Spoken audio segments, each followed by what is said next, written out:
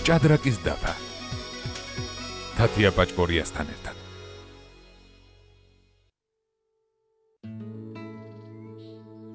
ურისკოთ ჭადრაკს ვერ ითამაშებ, იმიტომ რომ წინასწარ თუ გეშინია რომ წააგებ, ჯობი არ ითამაშო. ძალიან გამბედავი უნდა იყო. ნაბიჯები უნდა იყოს ამას გამბედაობას თან უნდა შეზომილი თუ არის დარს რო ამბობს სიტყვა დას, შეზომილი თუ არის დაგეგმილი მდგომარეობა, ეს არის ფანტასტიკური, იდეალური. ყველა ფიგურა ერთნაირად თავარია, იმიტომ რომ ნებისმიერმა შეიძლება გადაგკეტოს. ნებისმიერმა აბსოლუტურად. არიცი ვინ როდის წინ დაგვხდება. თუ ძალიან ზუსტად ბოლომდე ვერ გათვლი. 100%-იანი გამარჯვება ხო არ არსებობს. სულ უნდა იფიქრო. აი იმ ფიგურებზე, რომელიც არსებობს ჭადრაკის დაფაზე და ცხოვრებაში. სულ უნდა იფიქრო, სულ თავში უნდა გქონდეს. ადამიანმა, რომელიც ყველა სვლასა და ფიგურაზე ძალიან ბევრს ფიქრობს, ცხოვრებაში ბეწვის ხიძზე სიარულიც კი ისწავლა. დღეს ბიზნეს წრეებში ის ერთ-ერთი წამყვანი ფიგურაა. თუმცა არასდროს ავიწყდება, რომ ერთ მშვენიერ დღეს შესაძლოა კვლავ პაიკი აღმოჩნდეს. ოღონდ პაიკი, რომლისთვისაც გადაკეტილი გზა არ არსებობს.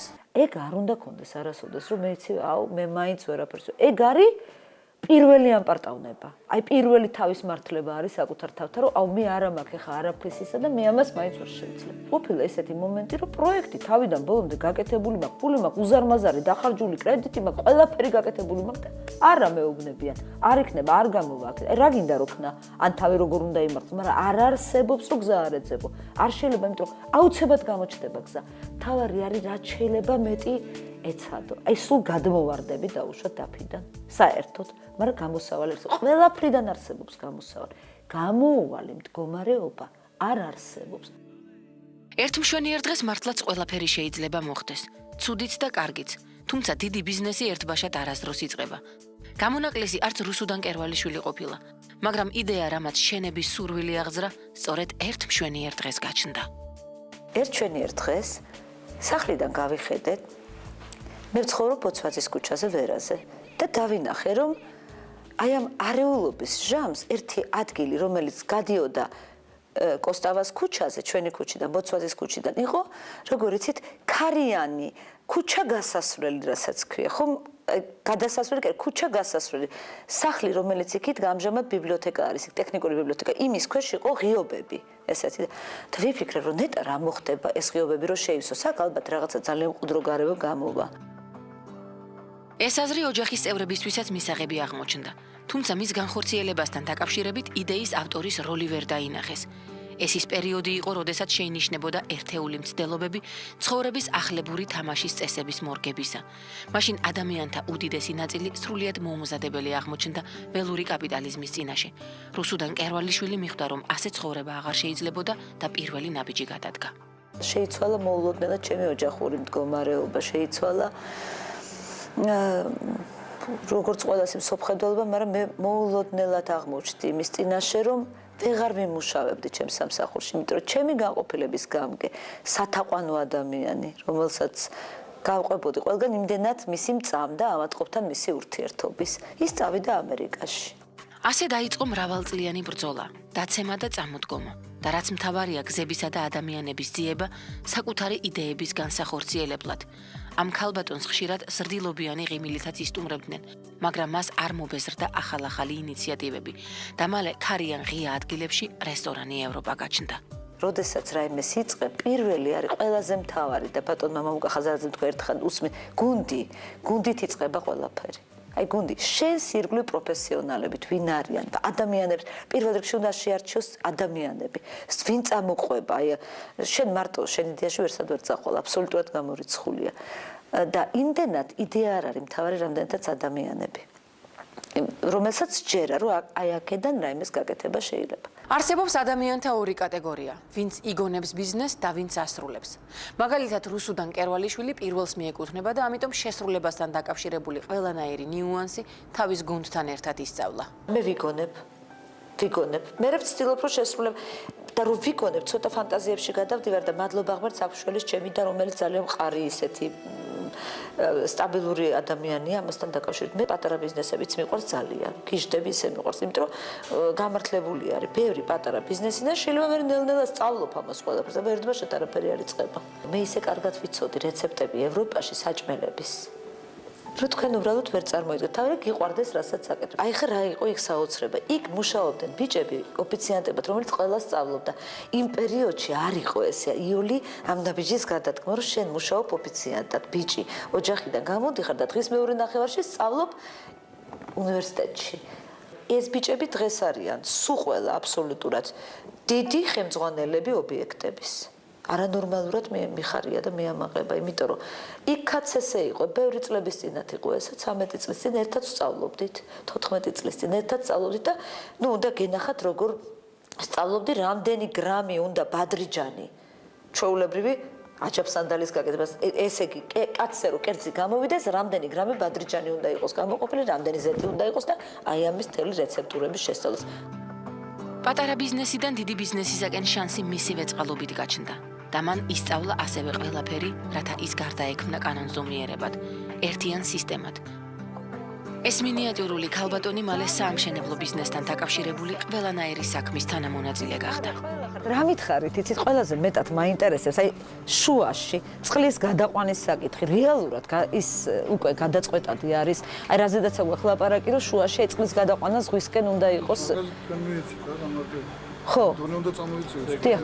ვერც ერთი ჩვენი ინჟინერისნაირად ვერ გვეცოდინება ჩვენ ის, რასაც ისინი თვითონ აკეთებენ უშუალოდ, მაგრამ ჩვენ უნდა ვიცოდეთ, საით მივდივართ, რატო მივდივართ, რატო ვაკეთებ და რა შედეგი უნდა მივიღოთ და დეტალები კი არა. ისეთი დეტალები, ეხლა ჩემი უახლოესი მეგობარი შემხვდა ამას წინა და რაღაც ჩვენ ვიყავით ექიმები, ერთად მუშაობდით და მოხდა ისე, რომ საძირკვლის ამოთხრის თემაზე იყო ლაპარაკი და კი, მაგრამ რატო ისწავლეო და ძალიან მაინტერესებს. ჯერ ესეთი თუ არ იცი, ვერ დაელაპარაკები შენ თანამშრომლებს, თუ ვერ დაელაპარაკები, ვერ მოთხოვ და თუ ვერ მოთხოვ, შედეგსაც ვერ მიაღწევ.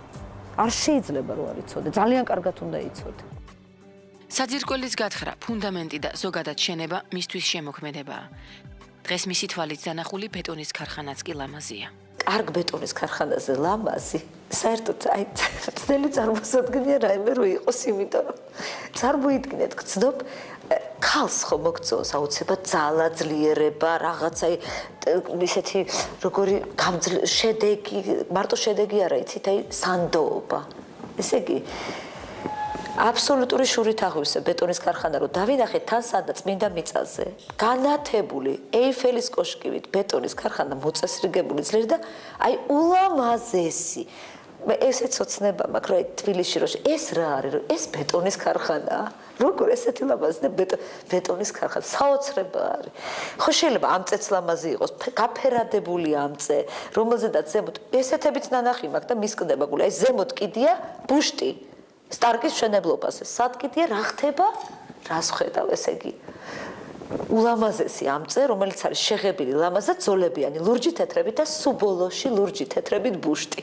აი, საოცრება, ეს არის კულტურა. როცა ესე ექცევი იმას, რაც გინდა რომ ლამაზი იყოს და მე საერთოდ ახალშენებლობებზე ქართულება მაქვს, შემიძლია მართლა ავიდე და იქიდან უყურებ, ისეთი ლამაზია იქიდან. ღვთისმოცემული ძალიან ლამაზი გვაქვს საქართველოს ღვთისმოცემული ლანდშაფტებით. მე არ წარმომიდგენია, რომ წარმატებული ადამიანი შეიძლება იყოს ინტერესების გარეშე, რაც უფრო მეტად ბევრად მეტი ინტერესი გაქვს, სულ სწავლობ. ბიზნესი ხომ საქმეა. საქმეში რასაკვირველია, შედეგით იზომება ყველანაირი საქმე, მაგრამ პროცესი არის გაცილებით კიდევ უფრო საინტერესო შემოქმედებითი, რომელშიც თუ არ მონაწილეობ, არანაირი ბიზნესი არ გამოვა. საოცრება არის, როდესაც შენ თვალწინ შენს თვალწინ ხდება შენება, შენ თვალწინ იზრდება, შენ თვალწინ სრულდება. ეს არის რაღაცა, ნუ აი, ისეთი დიდი აზარტი, რომელსაც ალბათ არაფერი არ შეედრება. მით უმეტეს თუ საქმე კარგად გამოგდის. და ნუ რასაკვირველია წვალებით, ეს არის პროცესი, რომლითაც ცხოვრობ. ის ამ ოჯახის ერთ-ერთი დიასახლისია, სადაც ძირითად საქმეს მამაკაცები აკეთებენ. რუსუდან კერვალიშვილი ამბობს, რომ ქალი ბიზნესში შედარებით დაცულია. თუ მოტივირებული არ არის შენი თანამშრომელი, ის შენთვის მონა კი არ არის რომ იშრომოს. არ არსებობს, იმას უნდა გქონდეს მოტივაცია. მოტივირებული უნდა იყოს, მოტივაცია ფული არ არის მარტო. მოტივაცია დამოკიდებულებაც არის. აი ძალიან დიდი მნიშვნელობა აქვს, ხო? როგორც ბავშვები, ყველა ისე ვართ, არა, როგორ შეგვაქებენ, როგორ პირადად დაგვირეკავენ, როგორ დააინტერესებთ ჩვენი დამოკიდებულება მათ ვერ ზუსტად ესე არის. მოტივირებული უნდა იყოს, რომ შენ იმისას დაინახავ. ეხლა კონფლიქტური სიტუაციები, რასაც ყველგან არის და ყველგან არის პრობლემები. პრობლემები არის ჩვენთან დღეში, აი რამდენი დადებითიც არის, იმდენივე უარყოფითია. წონასწორობა არის აბსოლუტურად დაცული, მაგრამ ერთი ხშველის ქალები რო ვარ შედარებით, ცოტა უფრო ნაკლებად არიან ჩვენს მიმართ. იცით, სულ ფიქრობენ, რომ მოდი იქნებ აი ცოტა გაუფრთხილდეთ, მაინც ქალები არიან და ეს ხშველის ძალიან დაცულები ვართ, ამიტომ შედარებით ეს საქართველოში ნამდვილად მოქმედებს. მისდიო შინაგან ხმას ეს ხელოვნებაა და ადამიანი რაც უფრო ენდობა მას, მით უფრო ხშირად იყენებს. ეს ნიჭი განსაკუთრებით ლიდერებს სჭირდებათ, რათა ადამიანებს რაც შეიძლება მეტი შანსი მისცენ. თუმცა გადაწყვეტილებათა მიღების დროს სხვა ფაქტორებიც მუშაობს, რაც თავად ადამიანებზევე დამოკიდებული. რომ მეკითხებიან, რატო შეუწყო ამას ხელი, რატო გაუკეთეთ ეს? აი მე იმიტომ რომ შენ ამ წუთში მოგესცა შანსი, რომ თუნდაც შენი თავი გამოსცოდო, რომ შეძლებს, გააკეთებს რასაც გეუბნება იმას და თუ გააკეთა ისეთი სიხარული არის ზუსტად როგორც ხვისი ბავშვის გაჩენა, ეთყობა ეს ფსიქოლოგიურად მაინც ეს ჩემთვის, აი როგორი მდგომარეობა იცით, ავანტყოს უკუნალოდ, რომელსაც არ ყავს ბევრი წელი ბავშვი, ძალიან ბევრი წელი და ну, იცი ბოლოს და ბოლოს მე უკვე მივხვდი რომ ყველაფერს თავი დაანება, ეხლა ილოცებ და ნამდვილად უფალი მოგწევ. შანს რო აძლევ შენი დახმარებით, ხელისწავლით, შენი ცოდნით, ხო? ის რო ორსულად არის გარწმუნებ, უფრო მეტი სიხარულია შენთვის ვინმე იმ ადამიანისთვის. აი ბევრად მეტია. ჩემთვის რა არის მთავარი რომ მოდის ადამიანი. ძალიან არ მიყვარს როცა მარტო გამოყენებისთვის მოდი. მე მიმაჩნია რომ არ არის სწორი, მაგრამ თუ ვატყობ რომ ადამიანს აქვს იმის უნარი რომ აი დაუშვათ მოვიდა და მეთქა რომ რა ვქნა და მე ვეტყვი რომ იცი რა მოდი კომპიუტერი მაინც ისწავლე და მე იმაში მოგეხმარები რომ შენ იცი 3D-ის აი შენ ისწავლო ის არქიტექტურული ნაწილი რომელიც ახლა საჭირო თუ მე შევატყვი რომ ეს ადამიანი მეორე ჩემთან არ მოვიდა მე ვხვდები რომ იმას საქმე არ უნდა იმას უნდა ერთჯერადი დახმარა და ესეც გასაგებია აბსოლუტურად მაგრამ თუ ადამიანმა შეგაწუხა თუ ადამიანს არ მობეზდა ერთი ღიმილის უკან რომ კიდევ მოვიდა არა მარტო შენთან, არამედ წავიდა, სადაც გააგზავნე და კიდე წავიდა და კიდე აი ამ წრეზე სადღაც შეხვდა, ესე იგი ამ ადამიანს უნდა დაუჯერო ფსიქოლოგიურად ერთჯერ ძალიან ძნელია ხა მე შერლოკ ჰოლმსის თვისებებით არ ვარ დაჯილდოვებული, რომ იქვე ამოვიცნო რა ხდება, მაგრამ ცდელობას, იდეას და წმენას იმაში, რასაკვირველია, უკვე გამოცდილებით ვხედავ. ბიზნეს ურთიერთობაში არა მხოლოდ ფინანსური, არამედ მორალური და ფსიქოლოგიური რისკებიც არსებობს. საქმიან პარტნიორებთან მოლაპარაკების ხელოვნება ამის ნათელი მაგალითია. საინტერესოა სად გადის წარმატებულ ადამიანთა ემოციური მდგრადობის ზღვარი მსგავსი შემთხვევების დროს. აი ამ მაგიდაზე წდება ხოლმე ყველა პროექტი და აკლავიფერი ამბავი, ყველაფერი არ წდება. არის ერთი ამბავი ბჭობა, პროექტების განხილვა, თბილისიდან მოტაცება ბუღალტრების, რომ აბა კარგად ჩავიხედოთ სულ ყველაფერში და თელი გასვლითი ამბები აქ ხდება. ყველაზე მთავარი, აი რო ისმენ და რო ფიქრობ, რომ ღმერთო, ეხლა აი ამას უკვე ვეღარ მოვი, ეს უკვე აღარ შემიძლია. აი იმ დროს თუ შესძელი კიდე ერთი ნაბიჯის გადადგმა. აი კიდე ერთი მაშინ იცით რა არის ეს აი ყოველ ნაბიჯში სადაც ისმენ იმ პარტნიორისას რატო რა არ მოსწონს შენი რა უნდა რას ელოდება შენგან რა შეიძლება მე რადგანაც გელაპარაკება ფიქრობს ურთიერთობაზე ფიქრობს მაგრამ სწორი გზა არის საჭირო რომ მოინახოს სწორი გზები რომ მოინახოს მაქსიმალური მოთმინება გჭირდება იმ შემთხვევის გარდა რასაკვირველია როცა ღირსებას ეხება საქმე და როდესაც აი მოთმინება არის პირველი სიმართლე შენ რისიც გჯერა თუ გჯერა ნამდვილად იმას მიაღწევ. კეთილი საქმისათვის მადლობის თქმა ჩვეულებრივი მოვლენაა. თუმცა ადამიანებს ამის გაკეთება მაინც უჭირთ. ამ თემაზე საუბრისას ჩემთვის საკმაოდ მოულოდნელი პასუხი მივიღე. მას გაახსენდა ახლობელი ადამიანები, ვისთვისაც მადლობა არასდროს უთქვამს და ვისთვისაც ეს თურმე ძალიან მნიშვნელოვანი ყოფილა. მადლობის თქმაზე კარგი არაფერი არ არის. როდესაც მოვისმინეს ერთ-ერთ გადაგებაში მის მოუწვედესობა ბრძანა და მე პირადად მითხრა რომ როდესაც სახლიდან გამოდიხარ შემშობლოს ემთხვე ხელზე და ერთილა კათეთა არაფერი არ მითხოს მამა ჩემისთვის და მოვედი უხართაზის მამა და ემთხვე ხელზე და მივდივარ სახლიდან და უცებ თვალებში ჩაუდგა ცრემლები და იცით რა ხო არ ვეუბნები ჩხუბოს მადლობას არაფერს ეს საერთოდ არა არაფერზე არასოდეს მადლობას უცებ მივხვდი რომ ეს ისეთი მნიშვნელოვანი ყოფილა მისთვის და იმდენად შემცხოვრ აი დედასთან ვერ მოვახერხე ვერ მოვახერხე რომ მივსულიყავი და დედასთვისაც მეკოცნა ხელზე, მაგრამ ესეა გვიჭირს და ალბათ ნელ-ნელა ესეც ხო კულტურა არის და ნელ-ნელა ვისწავლით მაგას, იმიტომ რომ კომუნისტების დროს არ იყო მიღებული რომ უფროს უმცროსისთვის მადლობა ეთქვა, უნდა ეს ჩათვლა გააკეთებინა პიონერული თავისი და გააკეთებინა და ნელ-ნელა ხდება ეს ყველაფერი. დღეს მას აქვს მდგომარეობა, რომელიც აძლევს საშუალებას აკეთოს რაც მოესურვება. ის სოციალური კიბის შეძლებულთა საფეხურზე დგას. გარაშე თვალისათვის ბედნიერი და უზრუნველია. საინტერესოა როგორია ჩვენ სინამდვილეში ბედნიერებისა და სტაბილურობის განცდა მდიდარ ადამიანთა ცნობიერებაში. იმ ქვეყანაში, სადაც სხვა არის ცუდად, შენ ხარ სულ ცუდად. კარგად არ შეიძლება იყო. მე ვიყავი გუშინ, ახლა არ ვიცი ეს, აი, ნამდვილად არ არის, მაგრამ მაგალითია ჩემი ცხოვრებიდან. მე ვიყავი ეკლესიასთან, სადაც მიჭირს ძალიან ადამიანებს ბუნებრივია, ახლა გაჭირვება როდესაც არის და დახმარება უნდა და დაიძრა ჩემი მანქანა და იცით რა და მე ხვეწებოდა ერთი ადამიანი დახმარებას, რომ ქალბატონო რუსუდან გააჩერეთ მანქანა და მოხდა ისე რომ ვერ აი ვერ ვაიძულე ჩემი თავი რომ გამეჩერე. საერთოდ ვერ ვეზიარე დღეს. ესე იგი მე მივხვდი რომ მე რა უნდა ვთხოვ უფალს რომ მომცეს. ადამიანმა გამაჩერა ეკლესიასთან და არ გავაჩერე მანქანა. აი როგორ გითხრათ, საშინელება ეგოისტი ხარ სულ. აი სულ ფიქრობ მაინც, მაგრამ არ შეიძლება ბედნიერი იყო, სადაც ირგვლივ არის გაჭირვება. უბრალოდ აქ ხო ცხოვრობ, როგორ დაუშვათ, სავატყუფოში ხო მოგიწევს, მისლა შეხო ცოცხალი ადამიანი ხარ. მაღაზიაში ხო უნდა გადმოხვიდე, სხვა ვერ ყიდულობს. ესე იგი, გამორიცხულია იყო ბედნიერი ისეთ ქვეყანაში, სადაც თვითონ არ არის სოციალურად დაცვის მექანიზმი. გამორიცხული არ შეიძლება ბედნიერი იყო. ეგოისტი შეიძლება იყო. სირაქლემასავი თვალი დახუჭო შეიძლება და დავხუჭე გუშინ წამოვედი და მთელი ღამე არ მიძინია. ის თვითკრიტიკულია, მაგრამ არაგულგრილი სხვისი ბედის მიმართ.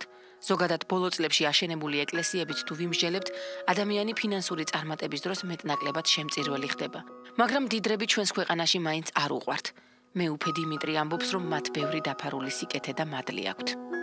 სოლომონ მეფე ბრძანებს ბიბლიაშია შესანიშნავად აქვს ამ უდიდეს მეფეს ებრაელთა ერისა, რომ ღმერთს ევედრება, რომ არ ძალიან დიდარი არ მომყოფო და არ ძალიან ღარიბიო. ძალიან ღარიბი იმიტომ რომ ისე არ გავმათხოვდეო, შენი სახელი არ შევარცხინო, უფალს ეუბნება და ძალიან დიდარი იმიტომ რომ ისე არ გავლახდეო, რომ მე თქვა ვინ არის ღმერთიო. როგორც ბიბლია გვასწავლის, ორ ცნებაზეა დაფუძნებული. ეს არის გიყვარდეს ღმერთი შენი და გიყვარდეს მოყვასი შენი. აი ეს ორი მიმართულება თუ ამოვარდნილია ერთ-ერთი რომელიმე უკვე უშედეგოა შენი ცხოვრება ამ ქვეყანაში. ახლა იმის თქმა რომ იცით რა ახლა უდარდელია თქვა ადამიანი რომელსაც რაღაც გარკვეული შესაძლებლობა რაღაც გარკვეული საუნჯე გააჩნია. მე ძალიან ბევრი ადამიანს ვიცნობ, რომელიც ძალიან დიდი განცდებით ცხოვრობენ. მოდიან ჩვენთან ძალიან მალულად, ძალიან ფარულად აკეთებენ სიკეთეს, მაგრამ ამის ხმამაღალ განცხადებას თავისთავად ერიდებიან. რამდენიმე ხნის წინ ქალბატონი მაია და ქალბატონი რუსუდანი მომზადდა და გითხრა შემოგთავაზეს, რომ რამდენიმე ბავშვს თუ შეიძლება ჩვენ ავიყვანთ მეურვეობის ქვეშ და მთელი რაღაცა გარკვეული წლების მანძილზე, ათეული წლების მანძილზე ჩვენ მათ გავწევთ დახმარებას. იცით ეს მათ უნდათ ესე ძალიან უჩინართ ამის გაკეთება, მაგრამ მე არ დავანებე რამე თუ ეს მინდოდა საზოგადოებისათვისაც ცნობილი ყოფილიყო, რამე თუ იცით აი ამის გამჟღავნების და აი ამ ფაქტის გაჟღერების შემდეგ უამრავი ადამიანი დაგვიკავშირდა და უამრავმა ძალიან ბევრმა ადამიანმა შემოგთავაზა ანალოგიური დახმარება. საერთოდ მდიდარი ადამიანის ბუნებაა ასეთი, რომ იმიტომ ეხმარება, იმიტომ ფიქრობს, ხშირ შემთხვევაში, იმიტომ ფიქრობს, იმიტომ ზრუნავს თავის კარის მეზობელზე, რომ მას მერე რაღაც გარკვეული პრობლემები არ შეუქმნას. მე მუშაობდი იქ, სადაც წლების მანძილზე შვილები არ ყავდათ. და ამის ექიმი ვიყავ, რეპროდუქტოლოგი ვარ სპეციალობით და როდესაც მეუფესთან შემთხვევით მოვხვდი და ვნახე როგორ უვლის ბავშვებს, იმის მერე გამიჩნდა ერთადერთი სურვილი, რომ ეს რაც შეიძლება მეტმა ხალხმა იცოდეს, ბავშვების მეტმა ხალხმა იცოდეს, როგორ უვლის ეკლესია თავის შვილებს. ეს არ არის ეს არის პრობლემის გადაწყვეტა საერთოდ და აი ამ პრობლემის გადაწყვეტაში სულ ფიქრობ, რომ მცირედი, რაც ჩვენ შეგვიძლია ყველა ჩვენგანს, იმიტომ რომ იმიტომ არა რომ სინდისი დაიმშვიდო და რაღაც, იმიტომ რომ ბედნიერი ხარ, როცა დილას იღვიძებ და იცი რომ ერთი პატარა შენიც არის იქ, ანუ შენც გყავს ერთი პატარა, შენი სახელით ერთს ანთელს უთებ იმ ბავშვს. ჩვენ მეუფეს როგორ უნდა დავეხმაროთ? ჩვენი დახმარება უფალს არ ჭირდება, არც ეკლესიას არ ჭირდება, მაგრამ ჩვენ გვჭირდება. ჩვენ გვჭირდება ძალიან თითოეულ ჩვენგანს და ყველაზე მეტად კიდე როცა უფალი გაძლევს წარმატებას, მაშინ უფრო გვჭირდება.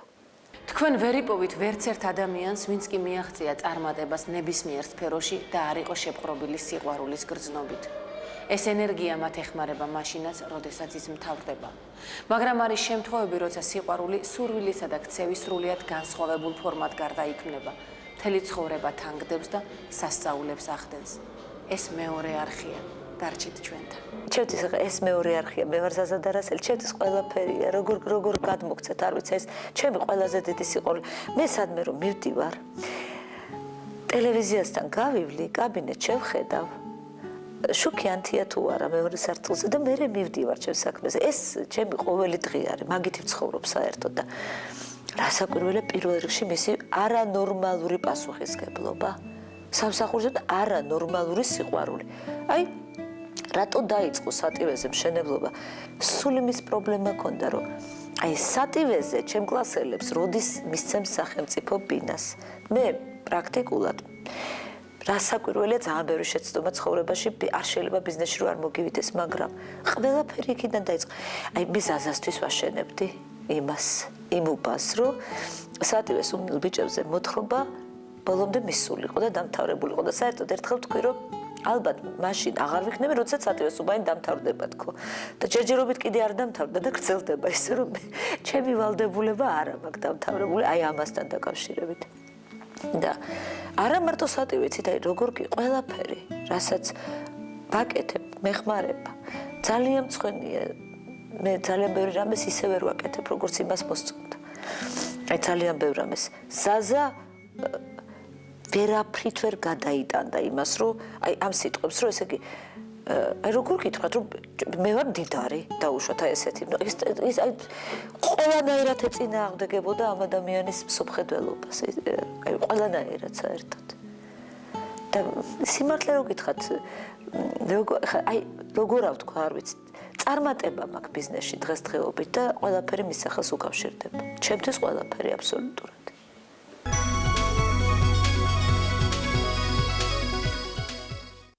ნებისმიერი წარმატებული და მდიდარი ადამიანის ბიოგრაფიას თუ დავაკვირდებით, მატერიალური კეთილდღეობა და მასზე მიმული პასუხისმგებლობა თავისწილ რისკების სახეობებთან ერთად ერთმანეთის პირდაპირ პროპორციულია.